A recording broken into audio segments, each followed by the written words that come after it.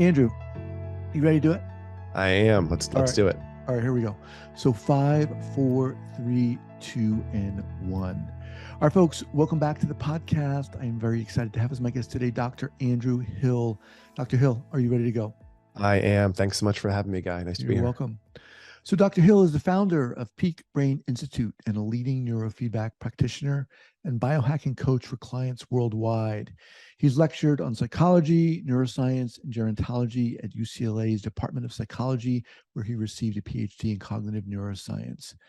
At Peak Brain, Dr. Hill provides individualized training programs to help you optimize your brain across goals of stress, sleep, attention, brain fog, creativity, and athletic performance.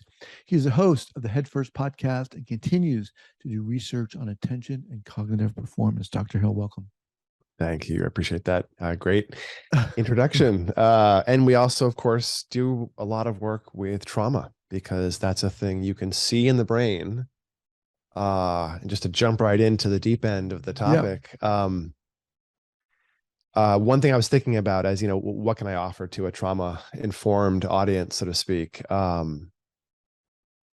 When we look at a brain map or a measurement of someone's brain at rest, if the trauma you've experienced is somewhat acute and somewhat recent, the brain sort of cramps up in response to it. And you sort of see the resources overactivated, kind of similar to how someone's lower back might spasm up in a car accident so you can walk away.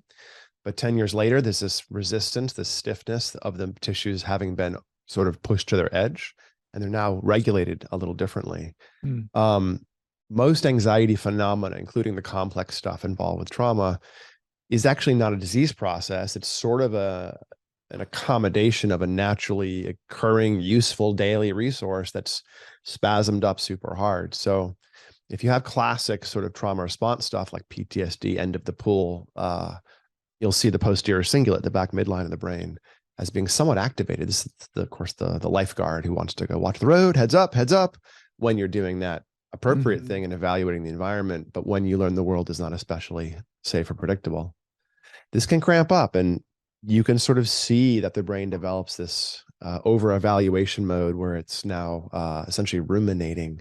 So trauma and suffering and all kinds of things that we deal with our minds, the risk, I think, the extra burden we carry is that a lot of it feels invisible and blind to us. It's happening to us, but we don't really know why. And I love to show people their brains and show them the real stuff that can be suffering.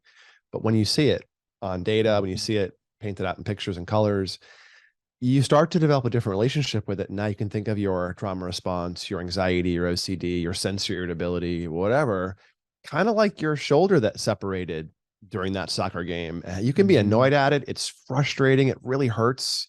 Probably should deal with it. But suddenly it's really hard to feel overwhelmed quite as much, or guilty or ashamed, or even disempowered as much if you understand how it works. So that's sort of our role at Peak Brain for easy and complex stuff, to sort of go, hey, it's just your brain. Would you like to figure out a little bit of that neuroscience and see how it works? That's a great intro. I want to dive more into that. But I first want to find out, you skipped right over this very important question. And that is, where are you from originally and where are you currently? I am from originally the Northeast. I was born in Maine and grew up mostly in Massachusetts. You can't tell because when I moved down from Maine to Massachusetts, my mother was like, to all the kids, like, oh, you don't drop your R's. You sound so tough. Don't do it. So we all learned to speak like newscasters a little bit. And we, not have like clipped diction of New England. But then I moved to years ago, and I moved to the West Coast, to Southern California for grad school. And I live in Los Angeles now. And after grad school, I taught for a few years at UCLA, and I opened up some startups and did some things around addiction, and have a company that's still running called True Brain that I helped found in 2012 right after grad school, which is nootropics, which are cognitive enhancing compounds. I think I've heard of it. And I also opened Peak Brain as our sort of the final form, if you will, of this thing I'm trying to do, this empowered evangelist coaching, take control of your brain, thrust agency upon you kind of role. Something that's not really a therapist, where there's a container and transference, and nor is it purely mechanical like a coach in the gym. It's somewhere in between. We're using tools of access and insight and agency and perspective and self and transformation, but it's somewhat mechanical and iterative. And the person with you is there to help shepherd, not, necessarily treat in that way that a therapist might. So I live in Los Angeles, as a long-winded answer now. Yeah. How did you get into this field, into this interest? I had a lot of experience working in pretty much every aspect of mental health that you can imagine before grad school. Many years working as a manager of residential environments for people with multiple disabilities, developmental issues that were quite severe, no language, motoric issues, cerebral palsy, people that were visually and auditorily impaired. So I spent, years sometimes teaching someone to use a fork or learning their particular version of tactile sign pigeon so I could communicate with their 30 words that they happen to, hold on to. Really, really acute edge case in some ways, human suffering. And then I worked in acute psychiatric environments because that was better than working in the acute developmental in some ways for seeing progress and seeing change. Still wasn't great. And I saw a lot of really acute suffering that just wasn't progressed. It was somewhat managed. It was palliative. But What I drew saw a you to lot of that field, Andrew? to working with people, In that working with context, in those yeah. Well, contexts. I'm good at it. Basically, I'm good at understanding people. I'm good at working with someone and putting myself in their shoes and communicating with them. That can be somebody who's got kind of iffy language or a sensory issue or a kid who's got wild ADHD. Or it can be somebody who's suffering with subtle, complex brain stuff at this point. I mean, sort of one of my gifts is, teaching people about stuff in whatever way they need to know it, whatever way, whatever language, whatever perspective, whatever metaphor. And when I was doing that in acute psychiatric environment, it calmed people down. And I found that I could sort of be, a force for soothing and low toning, regulating really pretty violent environments where people are getting very dysregulated in like locked ward facility, acute psychiatric. And when I was working with people that were really acute nonverbal, deaf, blind, I found that seeing how they used language was and interacting with them, even in a limited language, 30, 40, 50 words, tops total. There's still a way to connect with every individual at that level, no matter how impaired that piece of it is. And even folks that didn't have language. When I ended up working in neurofeedback, my first job in neurofeedback, to bring this around to your question, how I got into it was I was working in psychiatric acute work and I got injured. I was doing restraints. I was in charge of, I was doing many things at a psychiatric hospital on the East Coast. And one of them was teaching all of the other technicians how to do safe restraints when there was, violence happening and self-harm happening. And this was a time when the insurance system was ceasing to pay on mental health. And the average bed stay, so to speak, in these inpatient hospitals I was working at when I started there was 11, 12 days of approval. And after a couple of years, it was down to 2 days of approval. And you don't even get psych meds working in 2 days usually for a lot of things. So staff was dwindling and acuity was going up and the revolving door was revolving faster. And I got injured and I blew my back out pretty aggressively. And for the next couple of years, left human services completely after 10 years doing different human services work, and went to high tech, sales engineering and databases and all kinds of cool tech stuff. And then around, this is year 2000 now, the tech bubble corrected, or just after. And I decided I miss working with people. So I went and found an autism center, which had some of the developmental skill set that I was good at, and did neurofeedback and brain mapping, EEG, which I was super interested in, but hadn't any experience in, but I had the geekery deep and I could, handle any tech that I needed to. So I ended up working in this place in Providence, which over a couple of years taught me to do neurofeedback. And I started seeing all this amazing change with executive function and sensory and social things that I had good experience for more than a decade of thinking that could not change. We couldn't change this point of suffering or that phenomena. And then I was seeing change happen more often than not in a neuroatypical developmental population. And it just blew my mind. And Wow. at the time, 2000, early 2000s, the field of neurofeedback was not that young. It was discovered in this form sort of in the late 60s, but it was still somewhat nascent, still is somewhat nascent in terms of a wild west of techniques and providers and ideas about how it works. And back then, there was about 3 different schools of thought that all had pretty vitriolic arguments within the field about how it worked. And they all disagreed. And they all created completely different approaches about how to do things to the brain because of that disagreement, and all, yelled at each other, climbing crabs out of the bucket. And the weird thing is no matter that they had this irreconcilable, conflicting underpinning of ideas, it all worked really well. They all got Mhm. better effects than traditional psychotherapy or medication for the things they work for. They all worked. So I call this a blind men and elephant situation, where we all have a piece of it and we're kind of describing something and, claiming we have the truth, and we don't. And there was a perspective that was missing. So after doing this for a couple of years, I ended up doing the work as a neurofeedback technician for a couple of years. I ended up going back to grad school and studying how neurofeedback works and looking at the loop of information as the neurofeedback is presented to the brain, how the brain reacts to it, and how we can bind that learning signal, and Mhm. doing cool, sophisticated stuff to actually figure out, what all these different giants that I learned from in the field, like, what was going on there. Look, can I contribute something? Can I solve some of these problems? Can I advance the practical field of neurofeedback? So that was my PhD. Yeah. Very well put. Thank you. And I loved earlier when you were describing neurofeedback, and you were kind of making an analogy to a shoulder that's thrown out when something goes on in our head or in our brain. It's like there's maybe for many of us there's like, what is going on? So what do you do specifically? Walk us through an example. Someone comes in, let's use, if you can, trauma on the continuum there as an example. Sure. So, we all have brains. We're all weird. No one's average. The goal is never to say, wait a minute, why aren't you average? So a lot of human analysis, a lot of assessment of individuals is really focused on typicality, difference from average in terms of what really sticks out. And that's really true of brain stuff because the brain matures. And so you have to do sort of age matched Mm. comparisons. This is true of like IQ tests. This is true of strength tests, true of height.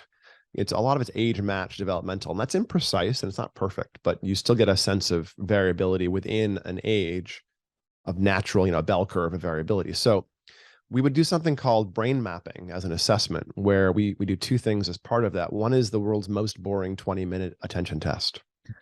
And we have you like click on a mouse when a 1 pops up on the screen or is spoken over the speakers, and not click on a mouse when a 2 pops up. But the computer's going 1, 1, 2, again and again for about 20 minutes, and shifting back and forth between auditory and visual. So of course you start missing the 1s and drifting, and you start error correct, clicking on the 2s. And we can tease apart things at a much more granular level than like just ADHD. We can tease apart impulsivity aspects, or fatigue, or auditory versus visual, or stamina, Mm. reaction time quirks, repetitive monitoring errors, and really decompose the executive function into these things that kind of lump together at the DSM level, at the diagnostic level, into things we call ADHD now. But you can have those phenomena from COVID or from a concussion or from trauma disrupting your sleep. So we first measure the executive function because it's one of these foundational things in the brain that Mhm. flexes under any stress at all, and really describes other resources, because the executive function resources, about half of them are shared with the things that stage sleep appropriately. So you tend to get this sleep and executive function overlap. There's a frequency in the brain called sensory motor rhythm that neurologists call sleep spindles, or sigma. And it's used for motoric inhibition, for sitting still, basically, and for pumping the brakes and not going squirrel. So if you see a cat in a windowsill watching birds, that's still body and laser-like focus, balance, poise, ready. That's a high SMR state, high sensory motor rhythm tone state. And that calm cat watching birds is literally the opposite of ADHD. where you can't Mm-hmm. have motoric stillness and you're pulled by information that's variable. So we first do intention test because it matters for everyone, basically. And then we do what's called a brain map, or a QEEG, where you put a cap on the head and you squirt it full of gel, and some ear clips, and measure the brain at rest for about 20 minutes, 10 of that eyes closed and also eyes open. Wow. Now, those three things, the performance and the two physiology measurements, are compared to a database of people your age. And then we sit down over Zoom or something usually, and I tell you how weird you are. And some of the performance matters. Oh, there's some inattentiveness, an auditory processing issue. Whoa, your reaction times are kind of a little iffy. You tired? It can matter. It's interesting. The brain maps, though, I don't know what's true for you. I just know what's weird for you.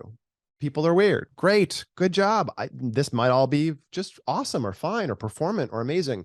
But hey, let's talk about some of the stuff that's outliers, that's unusual for your age group, as brains in general. Some of it tends to matter. And I Mm-hmm. keep my guesses to the stuff that's plausible, not every little bit of data that's showing up, because data is noisy. Human data is very variable. So we look for big things that are sticking out. And I sit down with you and might go over a handful of pages of data that have little heat maps showing bright colors where things are unusual.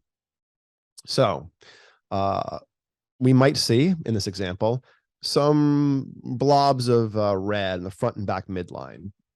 And the red would be like large amounts of basically everything's color shaded. So blue amounts on a heat map are cold or low amounts of brain waves, and red is a large amount of brain waves. And again, by themselves, not that interesting. But if you looked at a brain and saw a lot of beta waves, a strong red activation in the front midline or the back midline, you would know someone's cingulate, anterior cingulate or posterior cingulate, was more active than usual with beta waves. True statement. You got a lot of beta waves. Power, strong. And the cingulates are involved with switching your focus around. Naturally, they do lots of stuff. And generally, the front of the brain is the inside self, and the back of the brain is the outside world in terms of how we process information. So the cingulates help hold the internal attention on what you're thinking about in the front, and do the watch the road, heads up, frisbee kind of thing in the back. Help you orient and evaluate and reorient to the outside world. Well, when these guys cramp up, then the one in the front, we start to perseverate, obsess, get stuck in our head, play songs. The one in the back, we tend to ruminate, get visceral, become threat sensitive, ruminate. And, both of those things can happen. And then you're sort of playing ping pong with stuff in your head that bothers you. Did you hear? I heard. Did you worry? I'm worrying now. Did you hear? I heard, and then this resonance of visceral worry and cognitive worry starts to ramp up. So when I look at someone's brain maps, I don't know if they have a PTSD phenomenon from the posterior cingulate, but it's plausible. Maybe they're just a lifeguard and it works for them.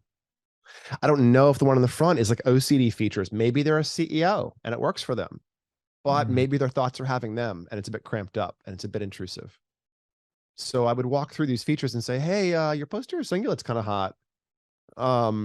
That often means we're feeling a little activated and threat sensitive, evaluating the world constantly. Are you ruminating a little bit? Does that sound real? Oh, it does. So sorry you're experiencing that. I'm glad we're seeing it. Because the next step of neurofeedback, of brain mapping and this neurofeedback stuff we do is, if we see stuff in a brain map, you can change it. It's hard to understand our brain, but it's actually not that hard to change regulatory features: stress, sleep, attention, speed. Those are things that are supposed to train, attune and adjust and regulate for you. And they actually respond really well to being pushed on and stretched. This is sort of why they cramp up as well. The posterior cingulate isn't necessarily a disease process when it cramps up into trauma. It's an acute accommodation, because guess what? The cost of missing danger, high. You miss it twice, game over. So there's this negativity bias where the brain's like, oh my God, tigers. I've learned tigers exist. I'm going to think about tigers all the time. Dude, I'm reading a book. Is it a tiger book? No, I'm taking a bath. Are there water tigers? Brain, what are you doing? And that's the posterior cingulate deciding, hey, have you thought there might be some danger you need to evaluate and orient to? Have you thought? Maybe. And that can be a surface level, a recent, a trauma, classic PTSD phenomena. Earlier stuff, earlier life, long-term movement, CPTSD, developmental trauma, isn't really about the posterior cingulate, because you've learned and developed in a world that was more aversive, that had less secure attachment. And so you don't see the cingulate cramped up against the environment being unmonitorable or needing more monitoring than you're doing. Instead, you get deeper tissues that actually don't have EEG, don't have actually brain waves, and things like the periaqueductal gray, which is the part of the brain that dumps like natural morphines into your system when you hit your thumb with a hammer. That moment of pain relief after you slam your thumb is natural endorphins and enkephalons. Turns out we've discovered recently that periaqueductal gray also codes strong experiences of emotional pain. So it's not doing the threat sensitivity. Where's the tiger? It's doing the thing. Hey, did you remember that years ago there was a tiger you missed? Yeah, you really should think about that just in general. Yeah, hey, don't forget there's tigers every so often. So it's a pre-alert, not the actual visceral alert, but it's a bias towards that. And it's very, very involved with trauma stuff. It tends to also have coupling with the amygdala, which doesn't have EEG either, or brainwaves either. But for folks who are wondering why I'm saying brain tissue doesn't have brainwaves, EEG or brainwaves is only a feature of the bark, the cortex of the brain. It has something called pyramidal cells, neurons that sit in these giant columns that burst together in electrical firing and create information encoding. A lot of the brain, subcortical, doesn't have those cells that burst in rhythmic waves. So the cortex is connected to those tissues like the amygdala, but the amygdala itself doesn't burst in beta waves or alpha waves or things like that. It doesn't have those signatures.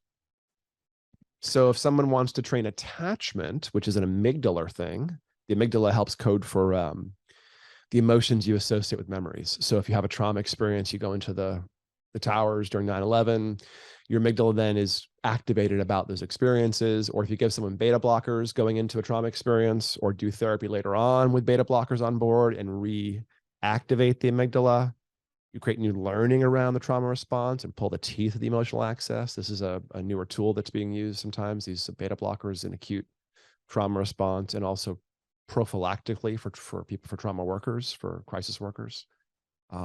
So let me jump in. Wow. Okay. there's a lot there. Sorry. There's a lot there. I'm Let me geeking just out. pause for a second. We introduce you here. We're talking with Dr. Andrew Hill at Peak Brain Institute. So very interesting here. You know, you mentioned about the kind of position of what you're talking about here in terms of trauma therapy. Yeah. And it's not very well understood. How does someone who has been traumatized, maybe they have experienced complex PTSD, they come to you, how do you work with them? No matter what you're working on, trauma, ADHD, seizure, peak performance, creativity, all I really care about is, do you have goals around your regulation and your performance? This can be goals of suffering and reducing suffering. Those can be goals of performance. But knowing what success feels like, what regulation feels like for someone, where things are important, tells me an awful lot about how to help them generally. But I also do my review of someone's brain data cold. I walk through it blind. Interesting. Okay. And I say, hey, look, your brain has a few of these interesting features. Do they matter to you? So someone could come to you, maybe they have been traumatized, but you would know that before you did their brain mapping? Right. Yeah. Okay. In fact, I would say you can even flip it. Many of us have threat sensitivity, activation, a trauma response, some perseveration, some rumination, some social activation. And you see that in a lot of people, even those without trauma diagnoses, so to speak. Right. You know, we can have dysregulated threat sensitivity without a therapist giving it a name, and it can be really in the way. It doesn't have to be exactly like everyone else's either. You know, it can just be about your mother-in-law because of learning, or it can be broad, or it can be only when you have low blood sugar, or only when your sleep gets iffy. And that's what I find too, is it's never one thing. It's never just about your singlet, learning the world sucks, and now keeping your fists up. It's also about the sleep maintenance issue that's given you, and how that slows down your speed of processing. And then you can't think clearly. So you stand on the gas internally, and then you feel brittle and pushed, and even more unrested later on. And then you get angry because you're so under-resourced, that you're so protective, that you can't just feel anxious, and now you're angry as well. And it's a very complicated phenomena. But if I look at someone's brain, those things are all true for that person, perhaps. But what I'm seeing is their trait resources instead. So I have the freedom, I have the opportunity, the necessity to drop below the level of the diagnostic label, or the thing that they've been told, and Right. say, hey, here's some neuroscience about you. Here's some physiology that I think is interesting. And it looks like it might be a little unusual, good or bad, interesting. We measured some performance. This might go along with it. It gives some context. But how much of this is interesting? And would you like to change it? So I'm So able to yes, yeah, really I'm drop feeling away very from. nervous. I'm feeling very uncomfortable in the Yeah. world. So What do we do? How do I So work on then I that? would do neurofeedback generally. Now, man with a hammer, every problem's a nail per Maslow, but neurofeedback's my heavy lifter. So that's my big hammer. And it's this process of training those brain waves, those EEGs. So in the case of like classic PTSD, you might want to exercise the posterior cingulate and relax it so it learns to put its fists down more voluntarily. You can decide to stop evaluating and stop ruminating, essentially. And the way you would do that is you would look at the cingulate. Generally, there's going to be a lot of beta waves there.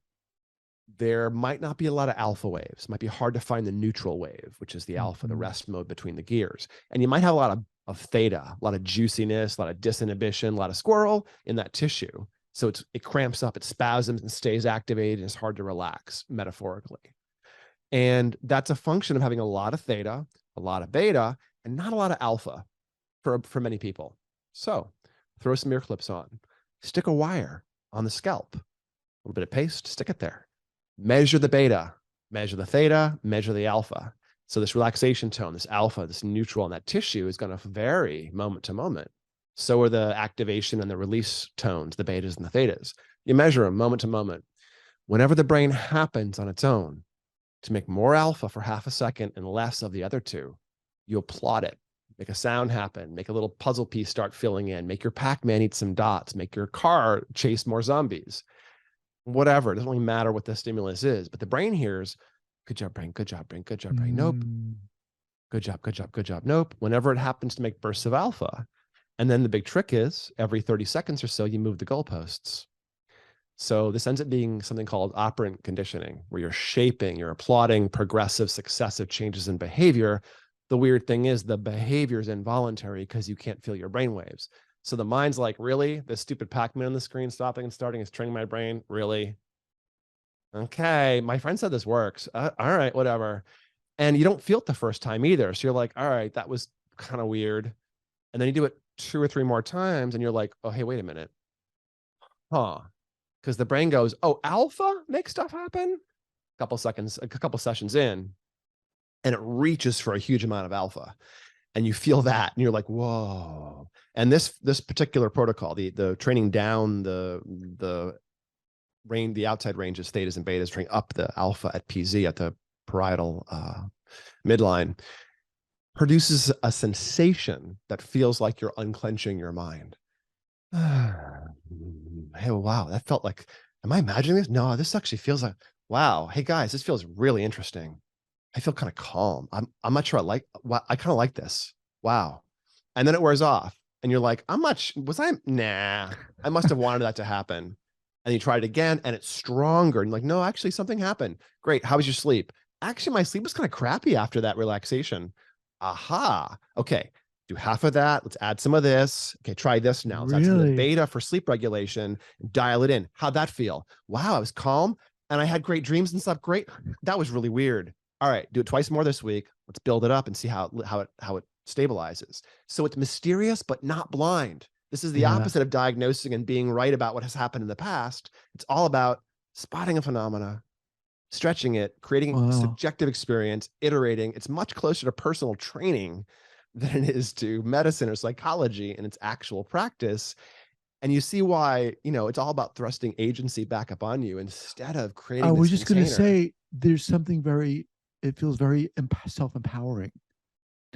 And so, this is really fascinating to me. And I love the way you're articulating this Thank you. because you're doing it in a way that I haven't heard before. It's very exciting, actually.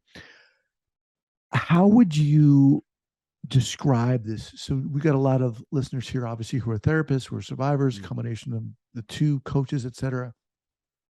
How would you talk about this in terms of how it differs from other forms of therapy for Yeah. Well, clearly it psychotherapy? goes hand in glove, right? I mean, there's resources and there's habits and there's cognitive stuff and there's attachment and there's learning.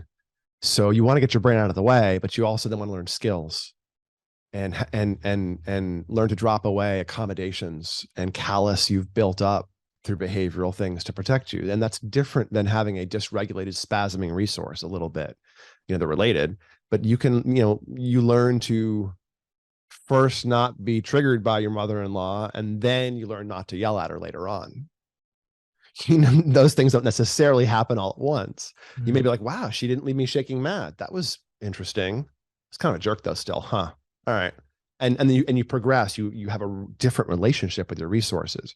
So with a therapist in the mix, and most neurofeedback people that do trauma work are therapists, like they do neurofeedback and therapy together. But you can also work with a therapist. We do a lot with EMDR, with brain spotting, family systems, somatic experiencing, and they all dovetail beautifully with neurofeedback because the neurofeedback helps keep the brain moving. So it gets the brain out of the way. So the therapy lands really, really well. B, it actually jacks up plasticity to 11 for like 24 to 36 hours after every single neurofeedback session. So literally your therapy starts to get in, learning, all kinds of things start to change faster. And you can use neurofeedback both to like break through cognitive blocks. You can do alpha theta neurofeedback for hypnagogic state access, for someone's really shut down, alexithymic, numb. You can actually break free into that moment of insight and awareness as you fall asleep, that like, wow, cool idea. You can get reliable access to that state. And that can be useful for a trauma context. So controlled dissociation almost. You can also do things around the periaqueductal gray and the posterior cingulate directly. And as you work through someone's brain resources, they can do the different shifts in their life and their safety and their relationships as they need. A lot of therapists have come across Bessel van der Kolk's book, The Body Keeps the Score. Bessel wrote the foreword for a book by Seaburn Fisher, which is called Neurofeedback in the Treatment of Developmental Trauma. And while some of the techniques are a little different than when the book was published, a lot of that is good backing for folks that are wondering about this landscape. And I would say it's pretty valid, not just for developmental trauma, but in general, how Seaburn writes is quite informative on the brain processes and how we think about it and how we go after it in some ways. So for folks who are more therapists than I am and are really interested in that dovetailing and how it blends, I would say Seaburn's book is a great book. Okay. She's also been on this podcast. You can access her interview too. Wonderful. So at Peak Brain Institute, break it down. What do you do? Yeah. So we do neurofeedback programs and some mindfulness training, but mostly neurofeedback and brain mapping. And we have centers all around the US and now opening up in Europe. And folks can join the club, so to speak, and get free access to unlimited brain maps. And they can explore how the stuff they're doing to their brain changes them, how their medication works, how their cannabis is hitting them, how their Adderall hits them, whatever. And it's a great tool of agency first and foremost. And then many of our clients do what's called neurofeedback. And those programs are usually about 3 months long. We actually are unusual in that about 85% of our clients train their brains from home and never see our offices. We send out equipment, we do remote coaching, remote assessments, and our clients work with us live and have live support 7 days a week to do neurofeedback and progress through stuff. So even more agency. You can do it at home, take control of your stuff, even if you can't get to one of our offices. We have offices in 4 US cities, and 2 in Southern California, and LA and Orange County, also in St. Louis and New York City. And we're opening up in London and Stockholm right now. And we have other partners throughout the world as well. So we can often help you no matter where you are, which is kind of fun as well. Now, do you offer workshops for therapists who are interested in learning how to do this, or? We do not right now supervise therapists, but we're working on a platform, a wellness platform that should let us support therapists doing this work a little bit better. That question you just asked, I get asked every single week by a therapist, at least once. The field of neurofeedback has been actually shrinking over the past 10 or 20 years, not growing, because the people that discovered it have been finally retiring and dying, essentially. Like it's that kind of field. where it's always been taught in this like black art, apprentice teach an apprentice teach an apprentice. Mm-hmm. And the research literature always lacks, it lags by decades to what's possible clinically for a bunch of reasons. Clinicians should hear this. One, you couldn't blind neurofeedback, couldn't blind EEG until I did the first study in 2010 or something on double-blind, placebo-controlled EEG. You couldn't really do it. You couldn't blind the EEG before that. Also, it's individualized. How do you test something across groups of people that's heavily individualized? Mm-hmm. It's also expensive. No one owns neurofeedback. How do you spend $5 million on a, class A gold standard, NIH style study? And then we've had well poisoning, aggressive well poisoning from insurance companies and big pharma and things in the 70s and 80s that really worked against the field. So it's this bizarre, often the niches kind of black art. And the number of providers is actually shrinking. There's probably only a couple thousand providers in the US total who do this with any sophistication, essentially. Although the cost of hardware and software is coming down so much that we're getting this prosumer biohacker kind of overlap as well. So what we're trying to do at Peak is, and we've built a system for this now. It's how we run our worldwide virtual business. But we sort of track as you report your sleep, your stress, your mood, your anxiety day to day. And as you report the stuff you're doing, your meditation, your neurofeedback, we're actually having overlays and seeing how the stuff we're helping you plan and try and execute on is landing. So when you tell us, ooh, my sleep was really crappy after that new protocol, one of your coaches will see your report, grab it, help adjust your workout plan for the next couple of sessions if it matters, or to respond to your new needs. Jump back in your private chat and say, hey, thanks for that sleep report. Yeah, that beta protocol might have been too fast. Let's try a slower one. I checked in with our clinical team. They think 15 hertz was too fast. So let's try 14 and a half. We'll do a short session. If this lands well, you might feel a little bit less focused, but sleep great. And so it's this very iterative process where folks get to learn what they're doing essentially as they do it. And that keeps us out of the treatment landscape and more into the training. And just to be clear, so people listening, therapists listening, they can recommend or refer their clients to you. This can be an adjunctive protocol treatment. In all of our physical offices, we give all of our podcast listeners a discount. So the annual membership is usually $500, but it's half price for folks if you're listeners of your podcast who want to come on in and mention it. And that gives you unlimited access to brain mapping. So a therapist can use that, refer a client in, and then with the client's permission, of course, we would share that video of the discussion and the high points and the neuroeducation around the client's brain with the therapist. And I can't tell you the number of therapists whose, the scales fall away when they realize they can distinguish ADHD from anxiety in a brain map. Right. Or ADHD from trauma because they can look the same, or a sleep issue from ADHD because they can look the same. And that is such a tool for a therapist to know where they should be applying pressure. Is it psychoeducational because it's sleep and ADHD? Is it something we should be doing DBT on because it's a trauma response thing? It's just information. It's just data. So this is why we provide the brain mapping in our offices with this sort of open-ended, agency. And yeah, folks can send their clients in, their patients in from wherever they like in the US and other places we are, and we can send gear out remotely. So if folks are acute, we can do, we do full virtual systems, and we send them out, and we work with you wherever you are. And we would be more than happy, delighted to have other people on the team to handle aspects of need and goal that we're not experts in. We have a mindfulness teacher for you. We got a neurofeedback. We have 2 or 3 different neurofeedback coaches on your team to make sure there's someone there 7 days a week. And you got a couple of clinical scientists. I'm your head coach essentially with other coaches. But if we can add somebody external to that team, and then they're also on your private chat and they get CC'd on your data, and we love that because it helps someone else support your transformation. Please, yes. Awesome. All right, Andrew, what is the best way for people to reach you and get in contact with you? Yeah, thanks, Justin. So most of our socials are on Peak Brain LA because that was our first location, and our website's peakbraininstitute.com. So come check us out, ask us your brain questions.